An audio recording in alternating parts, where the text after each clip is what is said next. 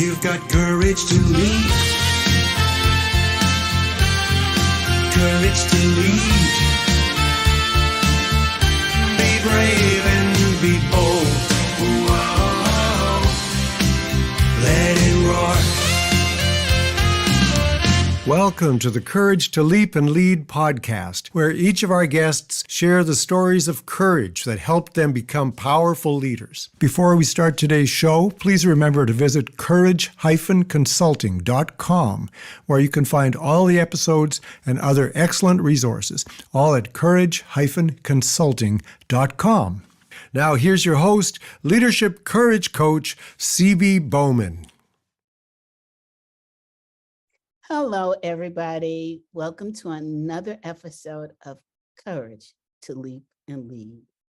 I'm so excited that you're here today to hear a good friend of mine, a colleague, and a member of the Association of Corporate Executive Coaches and committee chairs.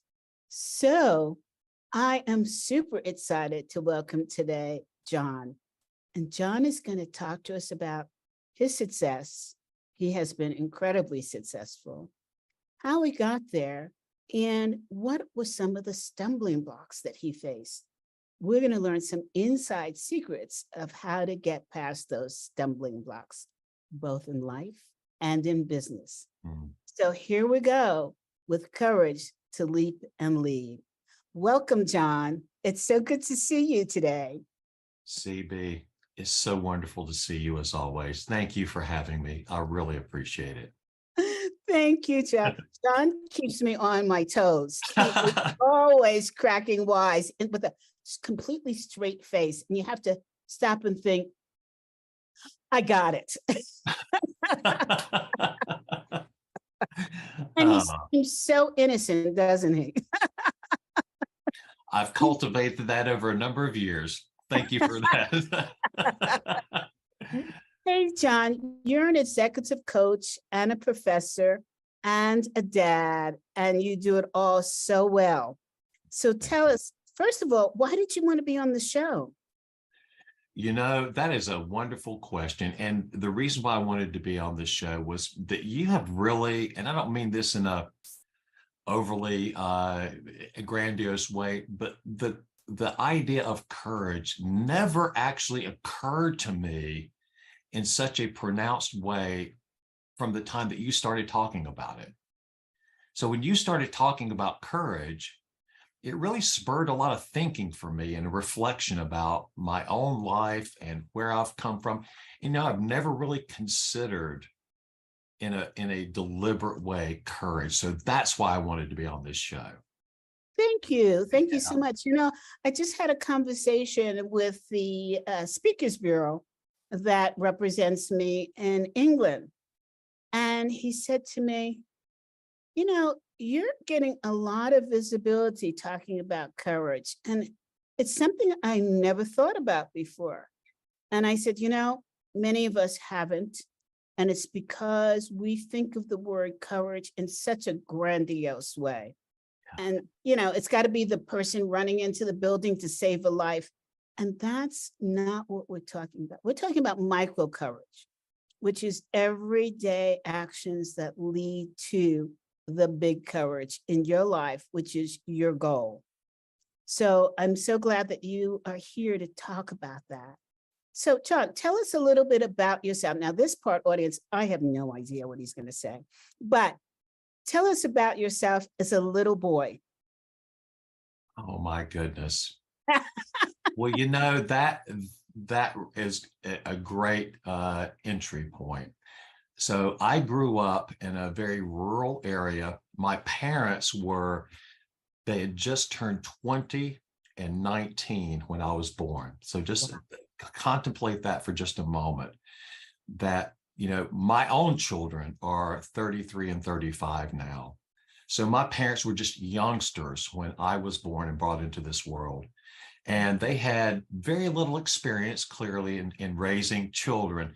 And so as a little boy, I was really rambunctious and energetic, and just all over the place. And my guess is if I were born in 1980 or so, I probably would have been prescribed Ritalin as a young child. But I was very adventurous. I loved to spend time in nature, and we lived at the end of a road, and we had no neighbors and a lot of forest and wooded area around us.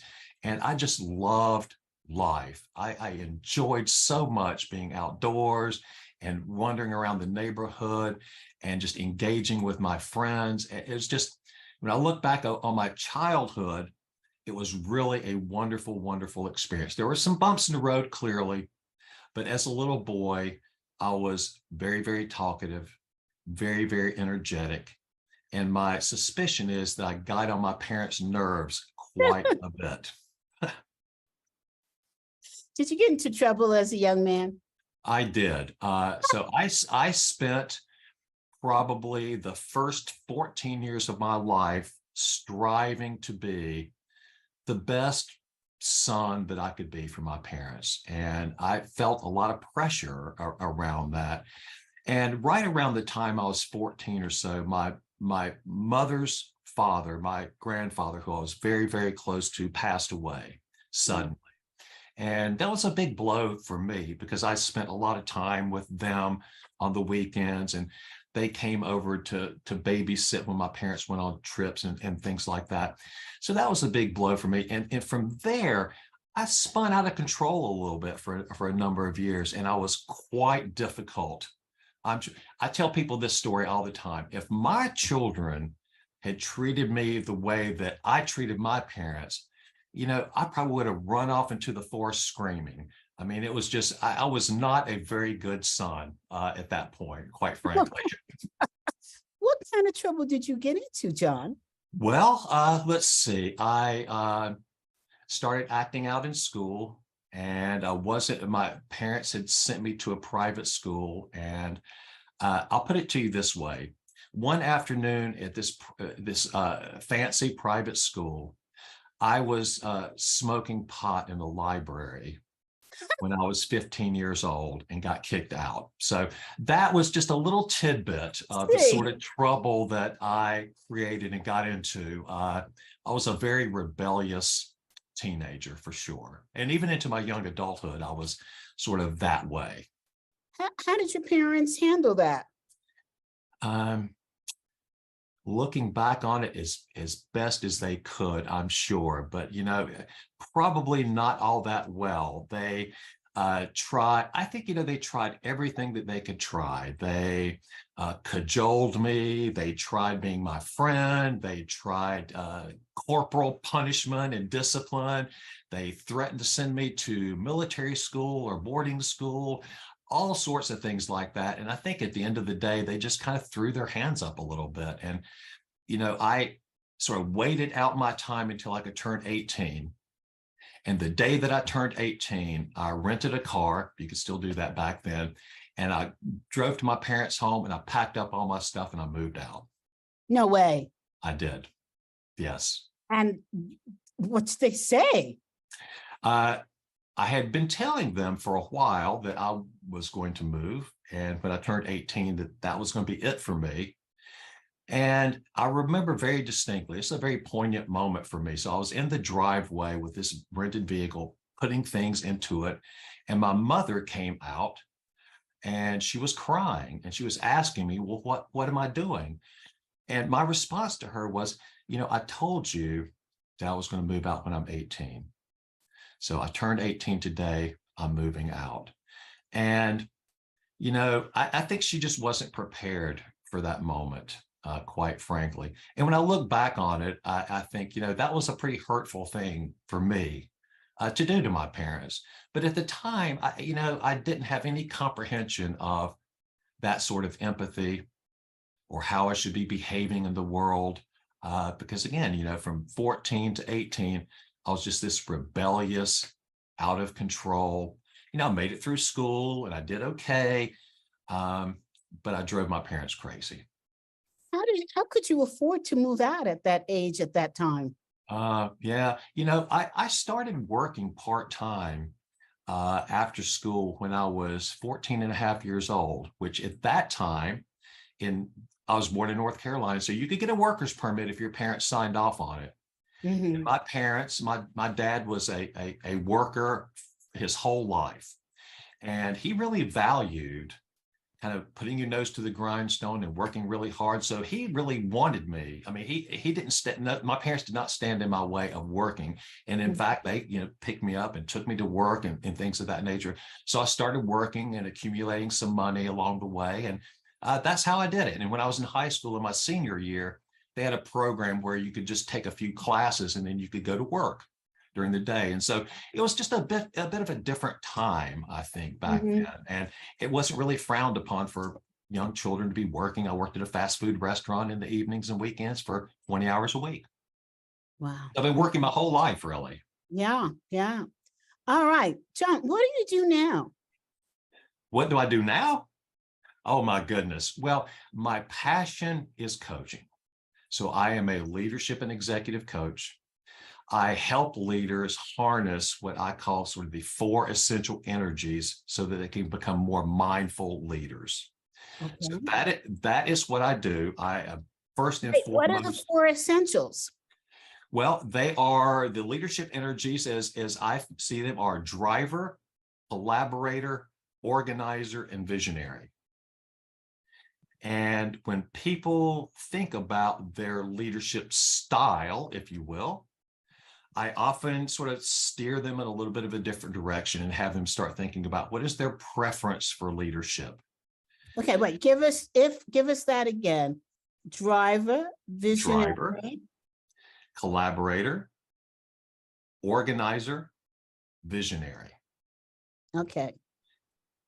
And when you pause for a moment and just consider those ways of being or ways of leading, I think most people can see that within them, all of that exists. I have the capacity to be a very driven leader. I have the capacity to be very collaborative, to be visionary, to be organized. And I can describe a little bit of that, but I think people generally get the gist of that. Over time, I develop a preference for how I lead because I get results from that. And while I'm kind of exercising that capability, some of these other capabilities that I might have lie dormant or unexercised. So if I'm primarily a collaborative leader, let's say, and suddenly I have a need, the circumstance calls for me to be direct. Well, if I haven't exercised that in a while, it might be really awkward or clunky or feel disingenuous or inauthentic for me to be direct. But the reality is that that's already there. So helping people recognize that is really a powerful leadership tool. Where do you get these from? What led you to create these 4 styles? Yeah, so I've gotten that from a piece of work called The Zen Leader by a fabulous woman named Jenny Whitelaw. And so it comes out of that body of work, if you will. So it's just a way to describe how people interact with one another. And I think about it like as a leadership energy, as opposed to a style of leading, if you will, because I think style is simply too limiting for what's needed in today's environment. Can you go from one energy driver to another, depending upon the situation? You most definitely can. And that is really the practice, right? So if you think about leaders that you've observed, they typically, even in any given conversation, they can move from being very direct. For example, my belief is we need to do this, to being very collaborative. What do you think? Who else do we need to involve? Where might this take us? Visionary. What is the next step? Organizer. So you think about all of that exists even within your own conversations that you're having with colleagues and friends. So if somebody doesn't have access to all of those energies, are they not a good leader? They are a good leader. And My belief is that virtually everyone has access to those capabilities, that they're inherent in who we are as people. I have the now I may need to develop it. I may need to overcome some fear that I have about being direct, right? But the ability to be direct is there. And so when people tell me, just using this as an example, that they're not comfortable doing that, my question back to them is, what would happen if the room you're in catches on fire suddenly? Are you going to call together a committee to discuss it? Are you going to pull out your project plan and see what to do next? No, you're going to get out of the room before you die, right? That's direct action-oriented energy. And so rather than waiting for a circumstance to call for that, starting to cultivate your instinct and your intuition about what would be needed in this moment and moving in that direction, that's being an effective leader. So my belief is that people have those capabilities already. So do they bring you in to strengthen one of those energies? Yes. So typically people are I think people are generally unaware, or they're not cognizant of the fact that they do have these capabilities, because you'll hear people say things all the time. I'm not a numbers person. Well, yeah, you probably are a numbers person. You may not prefer that. You may not like it, but you can do numbers and you can do math. Or people say, I'm not a great speaker. Well, maybe you're not great, but you can get good, right? So I do think, exercising this, first of all, just understanding that they exist. These energies exist. You have the ability to collaborate, right? You have the ability to be direct. You have the ability to plan and be organized. Again, your skills may be different in one area versus the other, but once people start to recognize that, then the next phase is for them to start noticing, what do they see around them? When you're in a meeting and you're interacting with others, what do you notice about their leadership preference? What is the energy that they bring? How do other people respond to that? So that in that way, people can get more comfortable and start to recognize that they have those capabilities and how to use them. Do you think that Zoom has helped people identify their energies better or not? I think it's been a bit of a detriment, quite honestly. Really? Yeah, I think that there are I think more, listen, just to be clear, I'm a big fan of hybrid work and I trained to be a coach on the telephone, right? And live and in person. So I do think there's a lot of value here. It's just, as a coach, it's a little bit more clunky doing exercises and things of that nature via Zoom with these sorts of things, but it's eminently doable. And I think that there is a little bit of advantage to having those types of conversations live and in person. I don't think it's dramatic by any stretch of the imagination, but I do think it presents a little bit of an obstacle to navigate through.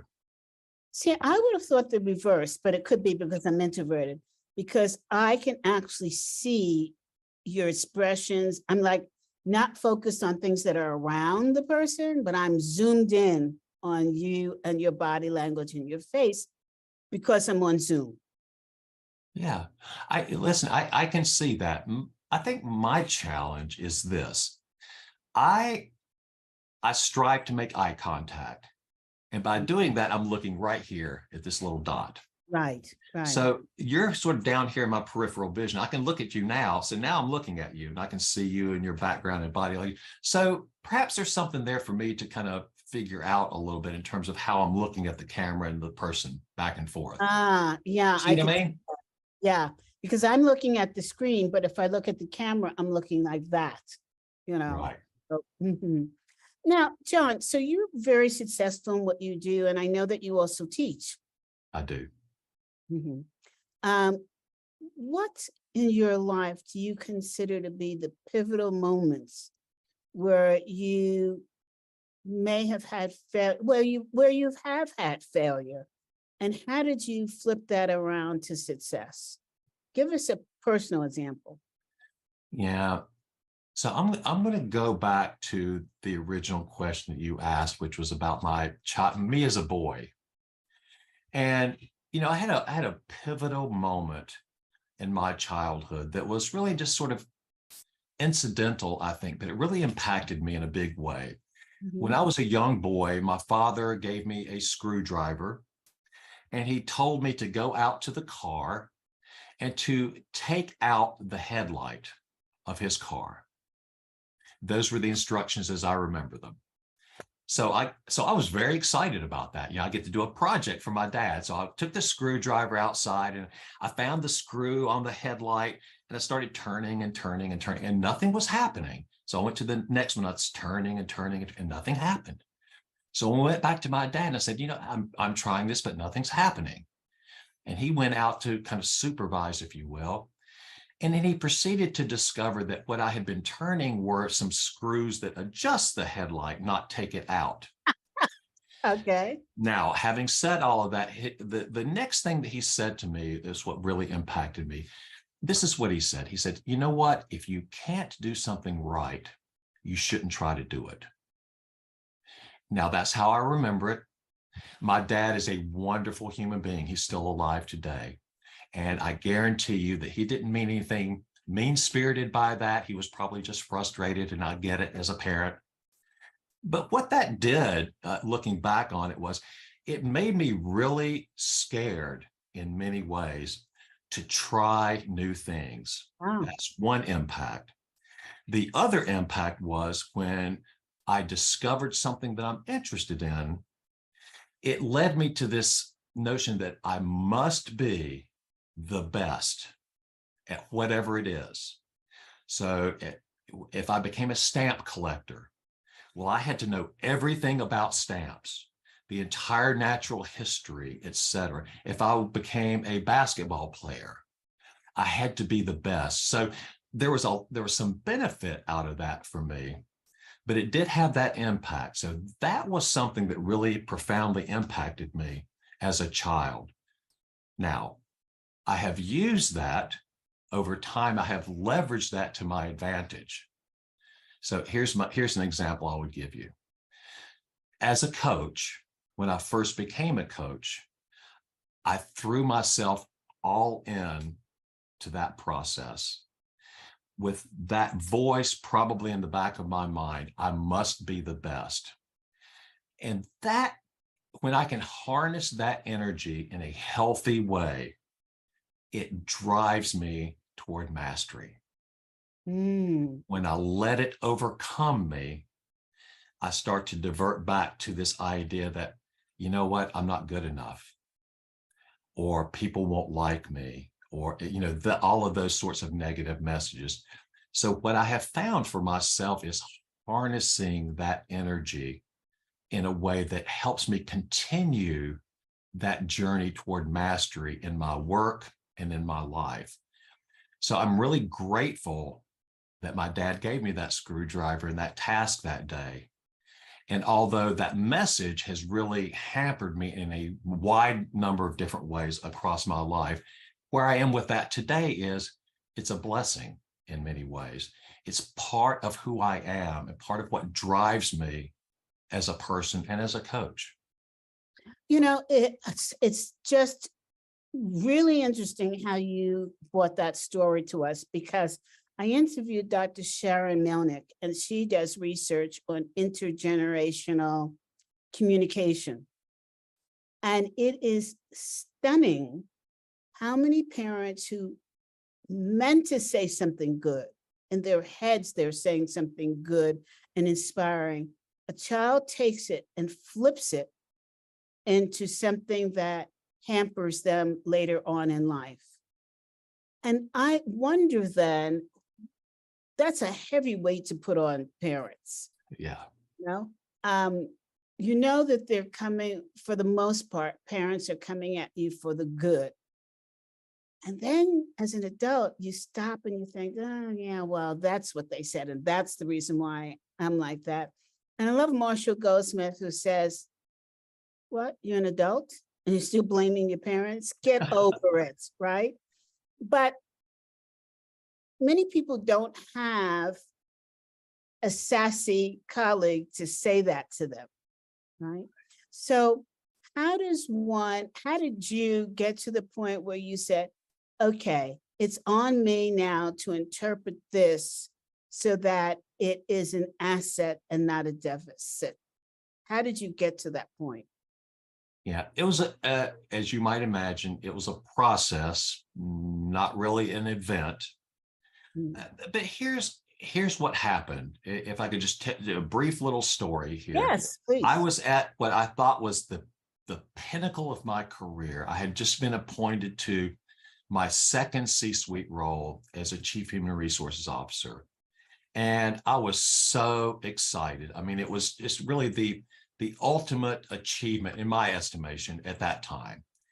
And so again, I was full of doubt, about myself and about whether I was going to be great at this job. And so I threw myself into it. And I remember a very seminal moment that occurred while I was in that role. So I was at a compensation committee conversation, and we were doing year-end performance reviews for the executive team. The CEO was here, the board was over here. And in that conversation, we were really mixing it up. And I was making some good points back and forth. They were making some good points, and we were having a lively, energizing conversation.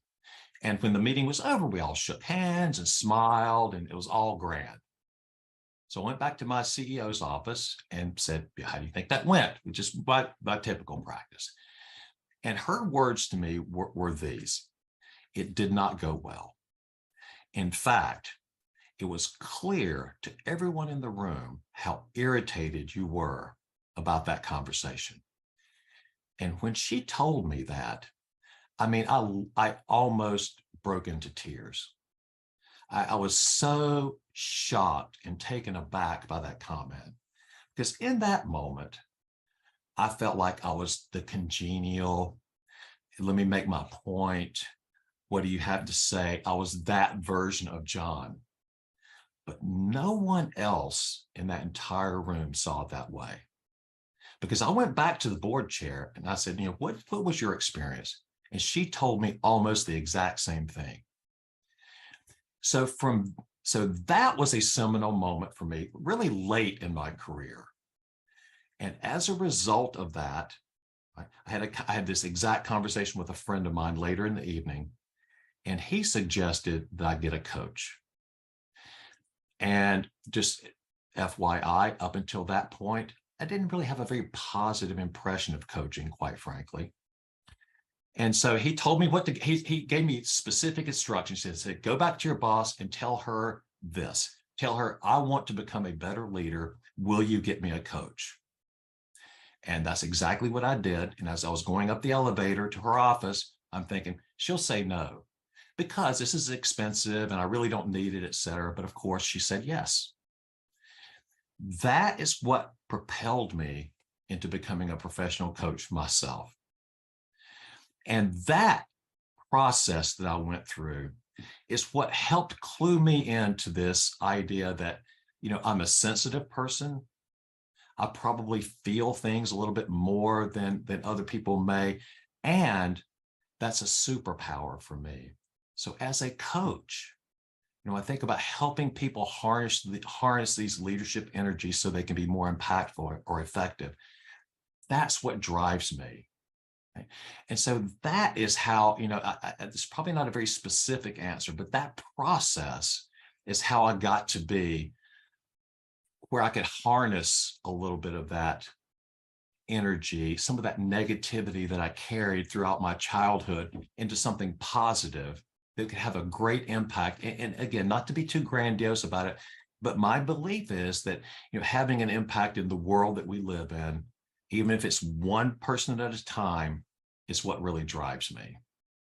I actually totally resonate with that story. When I was in corporate America, I was told when I came out of meetings, and I thought I was really resonating with people, CB, what were you so upset about? What's going on? Why did you attack that person? What are you talking about? And I would get angry at their question, because I would say, yeah, they're just picking on this Black woman. right? We're all about anger. And so it was very hard for me to accept it as good criticism, to learn that there was a different way of communicating. Even when I started 𝗖𝗍𝗂𝗁𝗍, I would just tick people off. And because, you know, it's all committee driven, and I didn't understand why people were like, oh, we don't want to be near that. It took me a long time and a lot of good people saying to me, get a grip, slow it down, you know, watch, listen, learn, and shut up.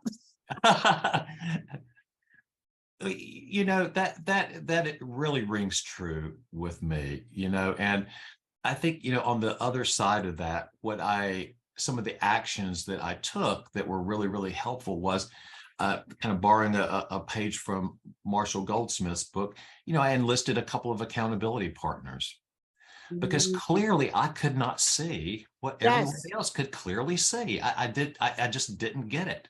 Yeah. And, you know, and so I got that feedback and that feed forward, and that really did help kind of pull me in a different direction with my leadership and how I think about myself and how I operate in this world.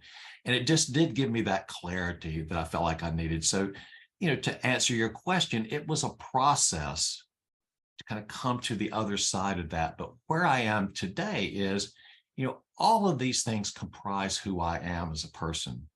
And it's foolhardy, in my estimation, to run away from those things.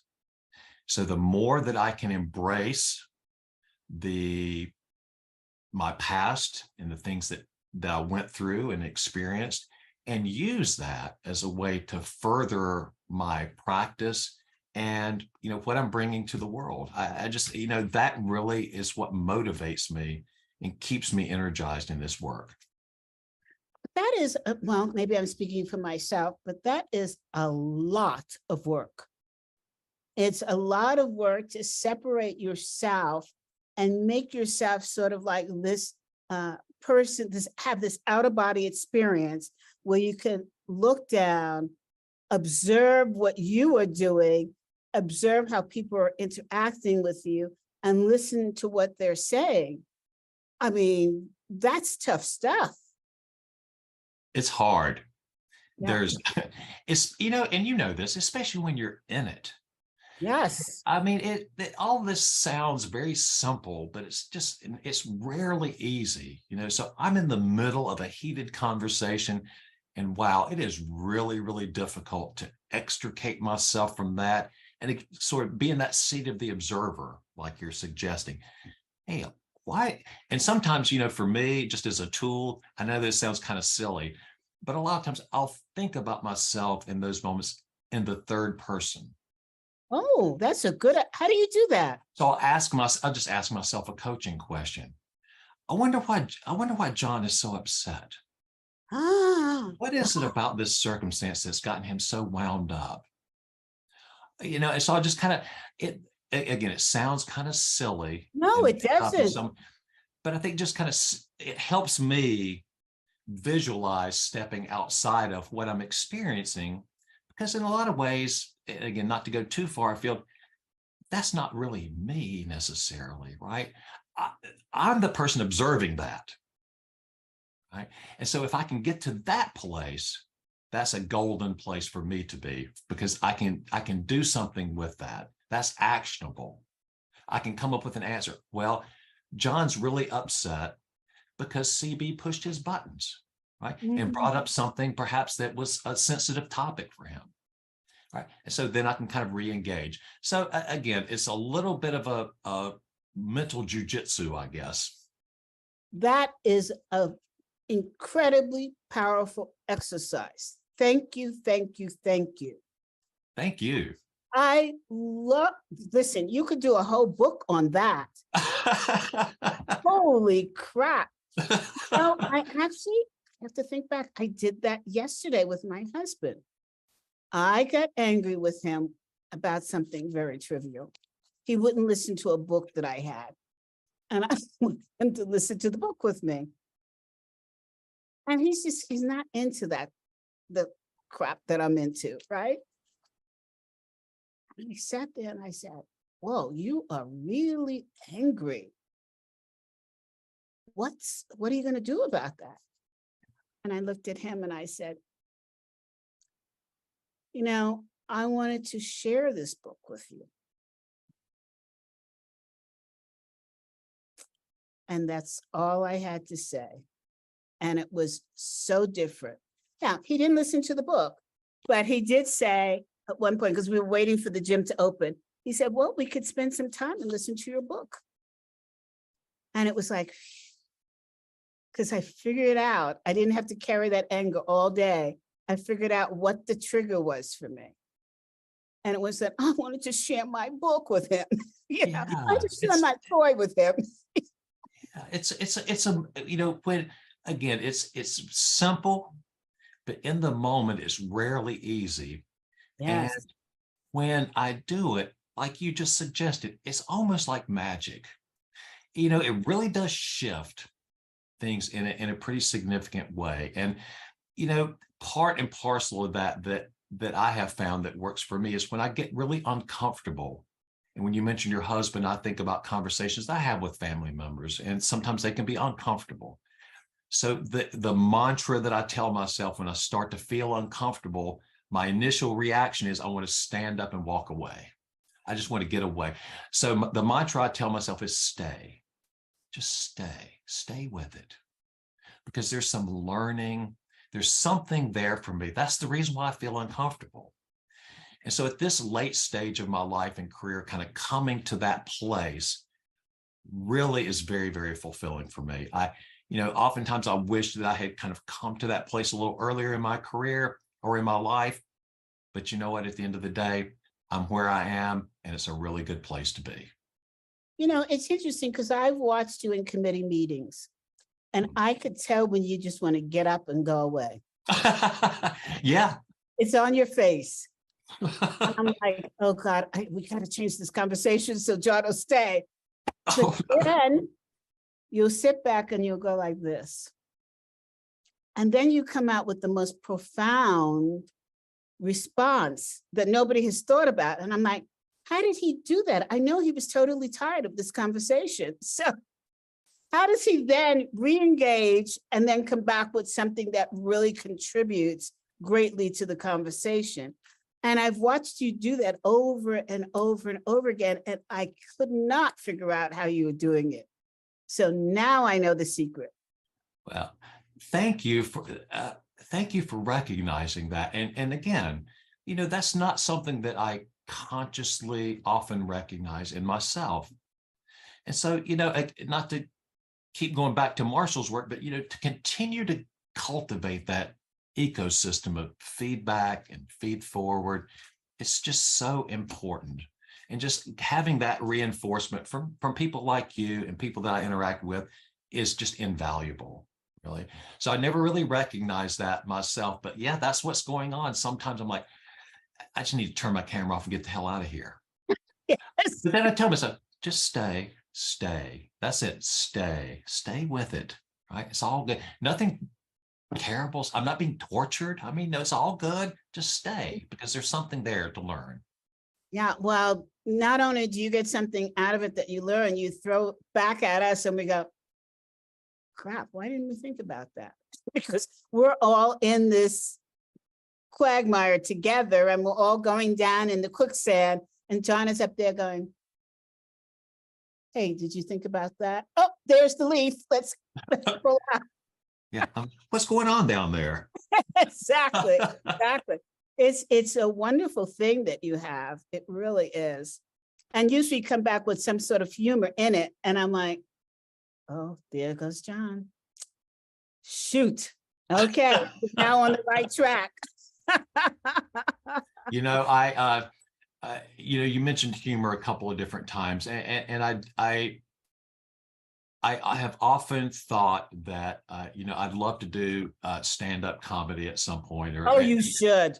I actually, a number of years ago, I took an introduction to improvisational comedy course And I took that because I always felt like, I'm not really a quick on my feet thinker, and I find myself in meetings quite often, and, attorneys feel, with a lot of attorneys, and they can oftentimes, the perception from me is they can think very quickly on their feet, right? They can come back with an answer. And when people push back, they don't seem flustered or flummoxed by that. And I see myself as not that way at all. Right? And so when people push back on me, I feel like I can get defensive. So I took this class, and I just thought it was just such a wonderful experience. There were a lot of business lessons I took away from that, but I might go back at some point and give it another go. Oh, no.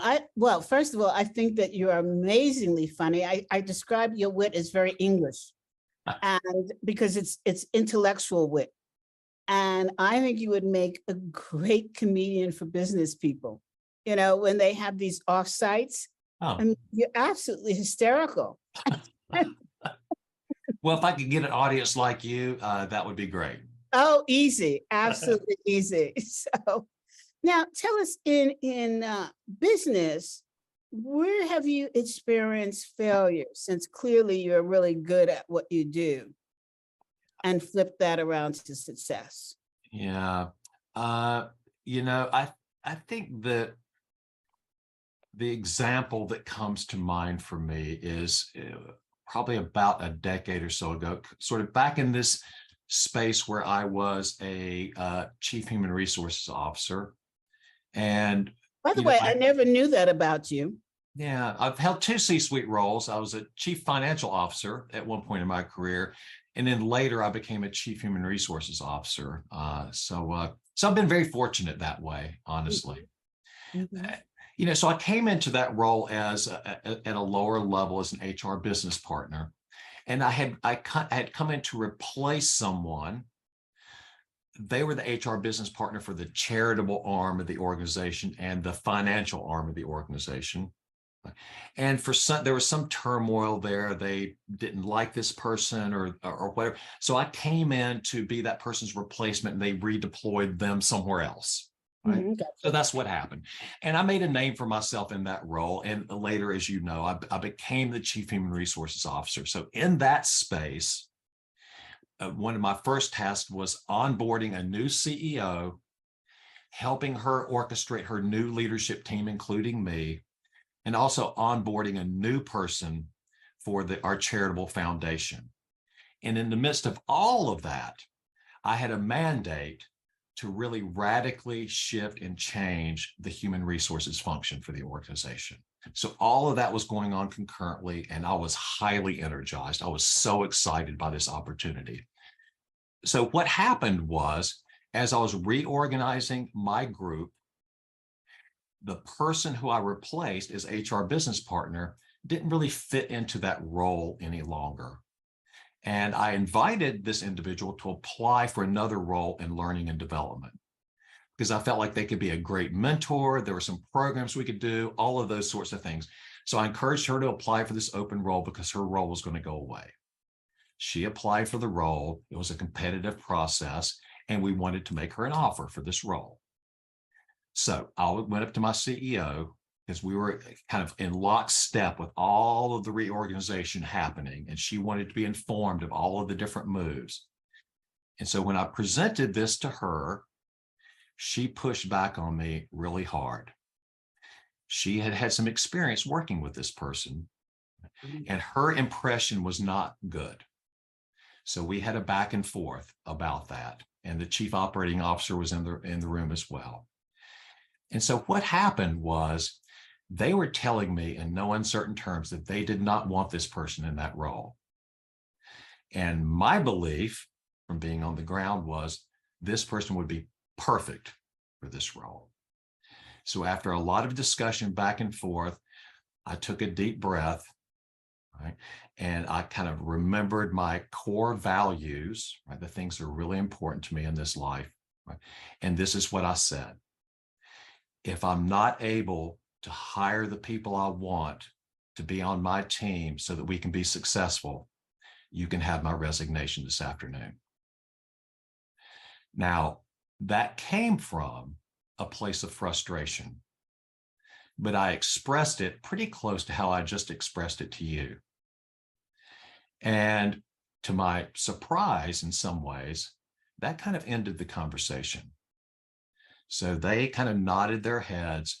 So what could have been a failure, right? I could have just said, you know what, you're right. I won't offer her the job, I'll offer it to somebody else. But if you go for it, up until a year and a half ago, that person was still at that organization doing great things. And so, you know, when you started this work on courage and micro courage, as I mentioned, you know, I had never considered that as part of who I am as a person.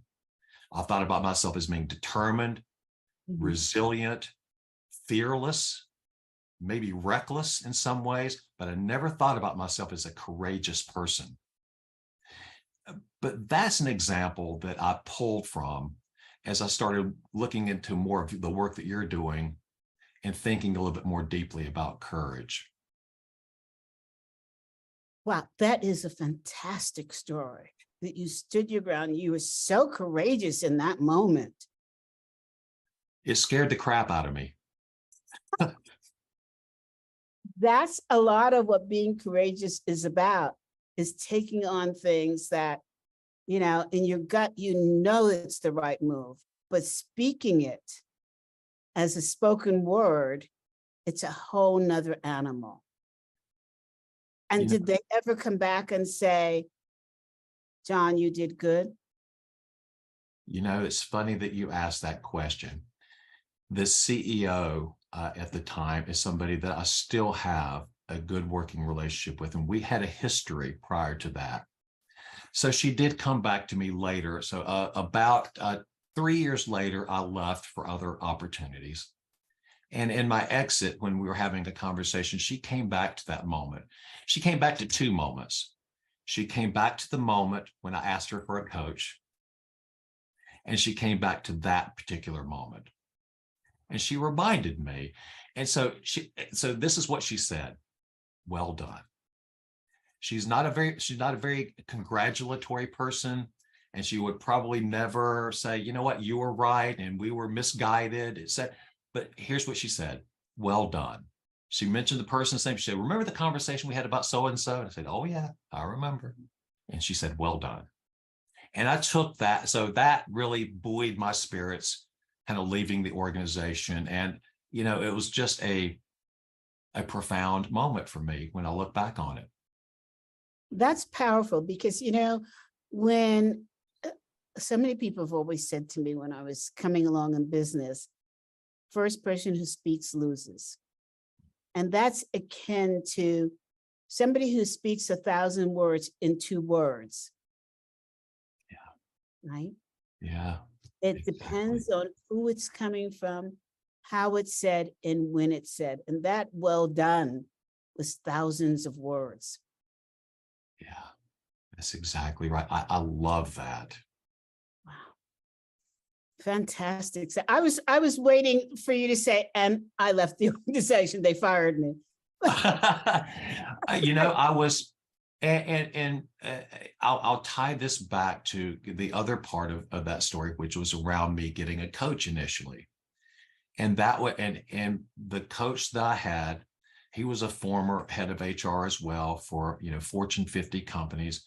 And one of the things he told me along the line, he says, you know, as a chief human resources officer, you need to be prepared every day to put your badge on the table. And so what he meant by it, you need to be prepared every day to say, you know what, this is not the right move. We shouldn't be doing this. You have my resignation. And so, you know, I kind of took that to heart. I didn't want to use that as a weapon or anything, but just in that moment, I felt like, you know what? And the value for me was, you know, the trust, it felt like the trust was not there from them to me. And so the value that really kind of touched for me was autonomy. And that's a huge driver for me, and why I feel like I've been so successful in this part of my career because I have a lot of autonomy in how I do things and how I approach things. And it's just a wonderful, wonderful experience. But John, were you not afraid that they would take your word and say, okay, you're out of here? And what would you have done then? I mean, did you have no fear at all? You know, I'm reflecting on that for just a moment here, because that is a really wonderful question. And the answer to that is no, not really. Now, I was nervous saying it. And I think if I had planned it or thought about it or even been intentional about how I was going to approach that conversation, it might have had a different outcome. But I was sort of called up to the office in the spur of the moment. There was a lot of things happening. There's a lot of swirl and tension and activity. And I think it didn't sound frustrating, but I think that comment, that what I said, came from a place of frustration. I was kind of frustrated at the moment.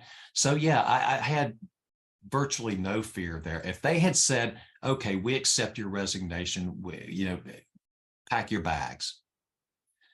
Now I would have been a little shocked, but I would have been okay with that. So I know we're out of time, but I wanted to dive into why would you have been okay with that? What would you have done? And the fact that you didn't prepare to say that. And I'm particularly interested because I think women, minorities, would not have responded in that way. Their courage might have been to keep quiet. That's courage too. Yes. For fear of not being able to find another job, for fear of not being able to put food on the table. Were you married then? I was married, yes. Yeah. And had a lot of debt. So I had a Yeah. lot of bills to pay. Oh my God. Car payments, house payments, the whole thing, just like everybody else. That it's amazing that you, in that moment, your values took over your fear. Because really that's what happened. Yeah. Like, it was like shock. Like you hear that somebody's died that you didn't expect that to happen. It's shock. And you just blazed right through it. That's something that I think we would all like to have, that ability, that courage, that strength to say, my values are at play here. They need to surface to the top. That's all there is to it. And whatever happens, happens. Yes. I agree, CB. And, I think the challenge is a lot of these things are situational, right? I mean, I was at a certain point in my career. And again, I didn't plan to make that statement, but something about how they presented this argument to me really touched on a bit of a nerve. And it was almost automaticity. It was almost like an automatic response, right? I'm not going to do that. And if you make me do that, I quit. I mean, that was basically what I said in much nicer words than that. But it was 25 years earlier than that. I probably would not have been able to summon that courage to do that. My circumstance was different at the time, right? My level of awareness about my own courage and my own place in this world was different at that time. So it's just a confluence, I think, of those moments. Yet, at the same time, I've continued to work on and develop those boundaries for my life and my work that are really rooted in those values or the things that are important to me in my life. And it has made it so much easier for me to say no, which is really hard for me to do oftentimes. So I hate to end this, but I think you've just said something incredibly important, which is it takes courage to say yes, and it takes courage to say no. Yes. I remember when I was in your shoes and I asked for a coach and I was told, no, you don't qualify. Oh my gosh. And I just hung my head in shame. I thought, I've done something wrong. I should not have asked for it. What did I do wrong?